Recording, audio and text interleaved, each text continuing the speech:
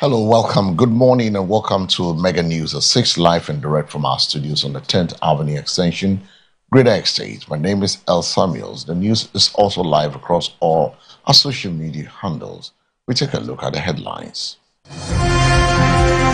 Try Ofori Atta in absentia, Impraiso MP tells government. In business, companies risk a 2,000 Ghana cedi penalty for failing to file annual returns by June 30. And on the international front, Nigerian army frees widow of ex-general who died in captivity.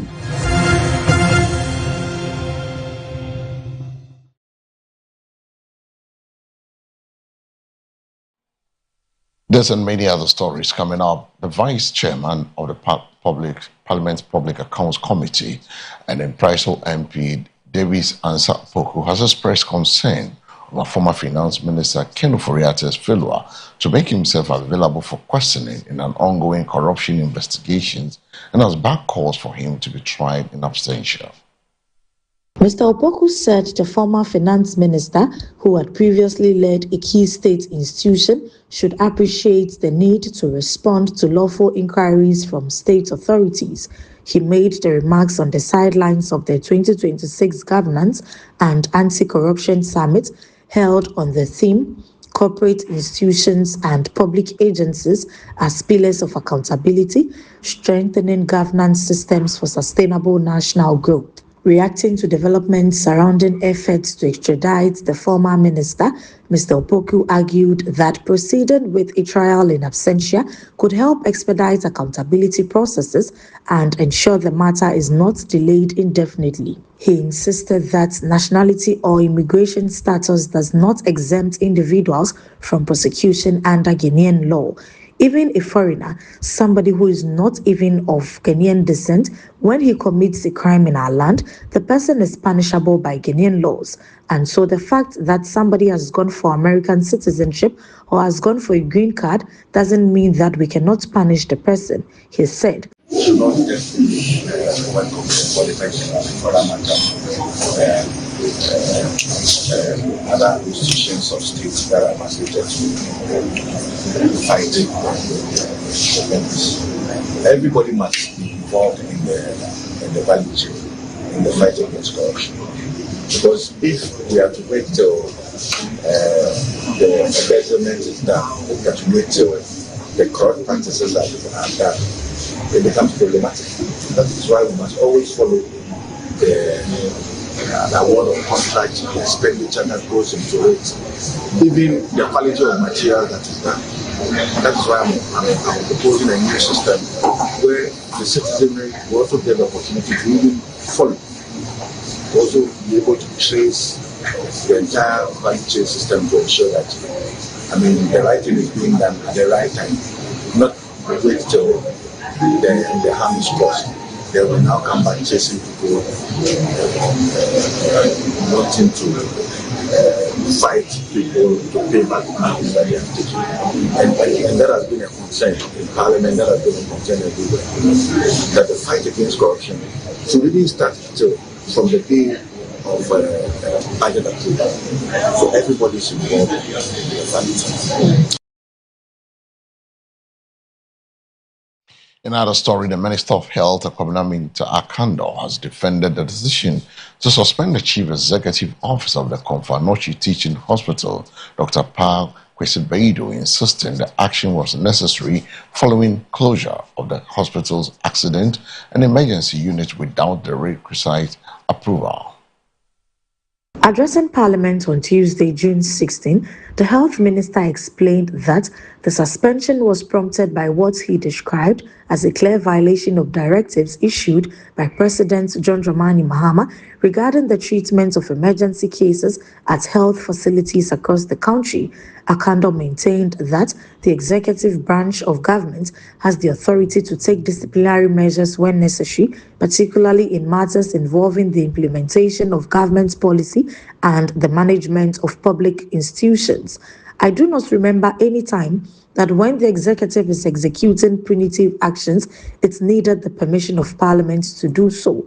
On this floor of Parliament, the President issued a policy direction in the health sector that no health facility should turn away emergency cases, and he added that even if the life of the person must be saved on the ground, we should do so, and when the President speaks, it must be implemented. What happened at Komfo Anokye?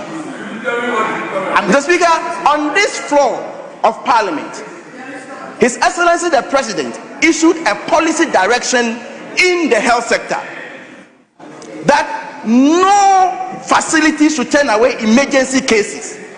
And His Excellency added that even if the life of the person must be saved on the ground, we should do so. That was a policy direction. And when the President speaks, it's a policy that the minister must implement. Mr. Speaker, let me put on record that nobody, absolutely nobody in this country has the right to close any portion of a public health facility without the consent of the state, in this case the minister. Nobody has the right to close any portion of a health facility without the consent of the health minister. Mr. Speaker, in this case, after the President's directive, there was a press statement issued to the public which indicated that the accident and emergency of Komfo Anokye is closed and no more patients can come there. Mr. Speaker, immediately I invited, Mr. Speaker, let me take you to the act that establishes the teaching hospitals. Section 36. Section 36 clearly establishes that whatever the minister will say or direct, the board shall apply same. So the decision of the minister is not subject to the review of the board. It is the decisions of the board that is subject to the review of the minister. Mr. Speaker, in this case, I invited the CEO and I inquired whether what he has done was not contrary to the position of Mr. President. Mr. Speaker, the man admitted and apologized before me and other officers. Mr. Speaker, in order to send a clear signal, and punitive actions are meant to serve as deterrent. Mr. Speaker, we then proceeded to direct the board to allow the said CEO to sit aside for 2 weeks and then investigate the PRO. Mr. Speaker, is this a decision I needed the approval of the House to do so? No. Is it a decision I needed the House to do so? It's an administrative directive.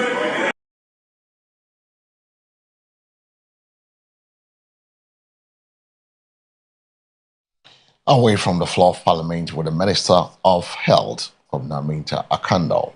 The New Patriotic Party, the NPP, has called for enforcement of the conviction of the former Maslow Chief Executive, Madam Sedinam Tamaklo Achunu.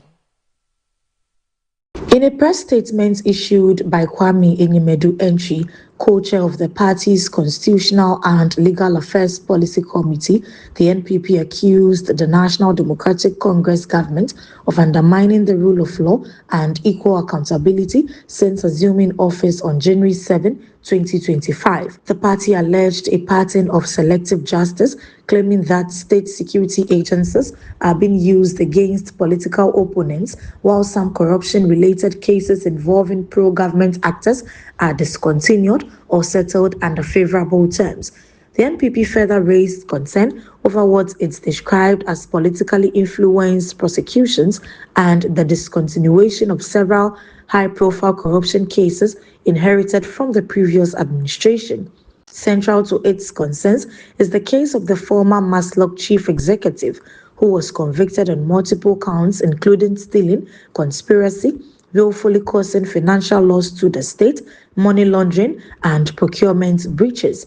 She was sentenced to 10 years imprisonment after a trial conducted in absentia and was recently extradited from the United States to Ghana to serve her sentence. The NPP said the conviction must remain in force, warning against any attempts to overturn or interfere with the judgment outside the former appellate process. It argued that undermining the sentence would set a dangerous precedent for anti-corruption enforcement and weaken public confidence in the justice system. On legal education reform, the party criticized the implementation of the Legal Education Act 2026, Act 1170, particularly the introduction of a mandatory one-year pre-bar course. According to the NPP, the Act does not provide for a pre-bar stage and limits the legal training structure to the LLB program, law practice training, and the National Bar Examination. It described the pre-bar directive as unlawful, arguing that it was introduced through administrative action without proper statutory backing and in conflict with the institutional provisions of the law. The party also raised concerns over regulatory gaps, institutional authority, and the capacity of the Ghana School of Law to manage the implementation process, warning that the current approach risks worsening the backlog of law graduates. The NPP called for the suspension of the pre-bar regime and urged government to ensure that legal education reforms are implemented strictly within the framework of the law, including the constitution of the Council for Legal Education and Training and the making of the necessary regulations. The statement concluded that Ghana's justice system must remain impartial and free from political interference, stressing that equal application of the law is essential to sustaining public trust in democratic institutions. Away from that story, we move straight to the business desk, where companies that fail to file their annual returns together with their financial statement by June 30, 2026, risk penalties of up to 2,000 Ghana cedis, the Office of the Registrar of Companies has warned. In a final reminder issued on June 15, 2026, the ORC stated that there will be no extension beyond June 30, 2026 for the filing of annual returns and the renewal of business names. According to the registrar, companies that have defaulted on filing annual returns for 5 years or more will be required to pay a penalty of 2,000 Ghana cedis, while companies that have defaulted between 1 and 4 years will pay a penalty of 1,000 Ghana cedis in addition to filing fees. The ORC said companies that fail to submit annual returns with their financial statements will be deemed non-compliant with statutory requirements. The latest directive follows an earlier notice issued on April 28, 2026, in which the regulator announced the June 30 deadline and urged businesses to regularize their filings. The registrar cautioned that continued non-compliance could expose businesses to the risk of being removed from the official register, potentially affecting their legal standing and ability to conduct business. We therefore urge all companies and business owners to comply with these statutory obligations within the specified time frame to ensure continuity and avoid the risk of being delisted from the official register. The statement said. The reminder comes as the regulator intensifies efforts to improve corporate compliance and maintain an up-to-date register of businesses operating in the country.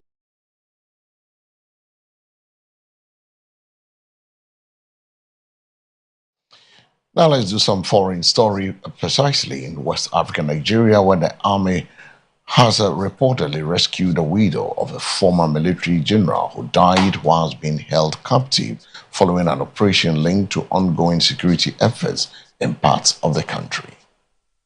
The Nigerian army says it has successfully freed the widow of a retired general who previously died in captivity after being abducted by armed groups. According to military sources, the rescue operation was carried out as part of intensified efforts to combat kidnapping and restore security in affected regions. Officials indicate that the troops acted on intelligence-led operations, leading to the safe recovery of the woman, who has since been placed under medical observation and security protection. The incident has renewed national concern over rising cases of abductions targeting civilians and high-profile individuals, with security agencies under pressure to strengthen counter-kidnapping operations. Authorities have assured the public that efforts are ongoing to track down those responsible and dismantle criminal networks operating in vulnerable communities. The death of the former general in captivity earlier had already sparked widespread condemnation and calls for stronger security reforms. The rescue operation highlights ongoing security challenges in Nigeria as authorities intensify efforts to curb kidnappings and protect civilians from armed groups. And on this note, we've come to the end of the Mega News at 6. And we take a second look at the top stories. Try Ofori Atta in absentia, Impraiso MP tells government. In business, companies risk a 2,000 Ghana cedi penalty for failing to file annual returns by June 30. And on the international front, Nigerian army frees widow of ex-general who died in captivity.